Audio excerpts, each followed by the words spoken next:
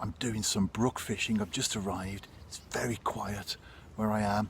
There was a kingfisher perched just over the water as I made my way to the brook itself, and then walking upstream I came across a muntjac in the field behind, totally oblivious to my presence, and I watched it for a while. I got my iPhone out, but by then it's disappeared into a copse. Fantastic start to the session, but what about the 3 spine sticklebacks?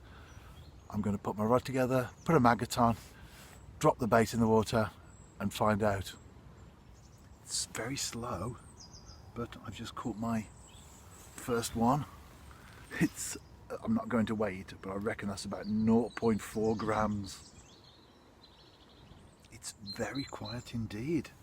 That's just the 3rd fish that I've caught. They do turn their tails around when I hold them up. That's the 3rd stickleback that I've caught, and they've all been very small as well.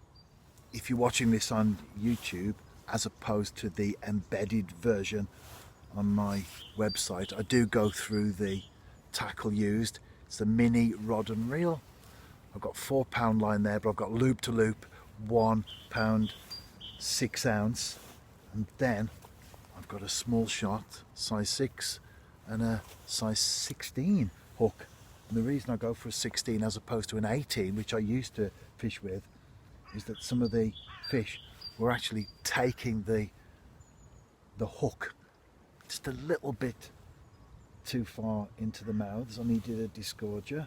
Nothing deep, but the 16 hook has eliminated that, so that's been a good move, because what I do anyway is I cut the end of the maggot so that the fish are very often holding on to the juices as opposed to swallowing the maggot itself, which is great. Get them on the bank, you might have a few drop off just on the surface, but that's okay. It's all about the fish welfare, isn't it? That's the important thing. It's a beautiful day today, and although the fish aren't feeding as prolifically as they do sometimes when I'm in certain spots, I know there's fish there. Nevertheless, it's a very spring-like day. There's a great tit in the immediate area, constantly calling away.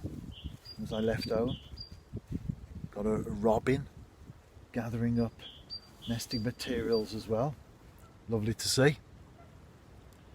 I'll be off shortly anyway, because I am going to work, and it's a game this evening in the JD Cymru Premier between the New Saints top of the table and rooted at the bottom, Kevin Druids. 48 points separating the sides, so it should be an interesting encounter. As I put to our head coach yesterday, Anthony Limbick, when I interviewed him, that with a goal difference of 88 swing as well, that is a David and Goliath affair, if ever you wanted one, as far as the league's concerned.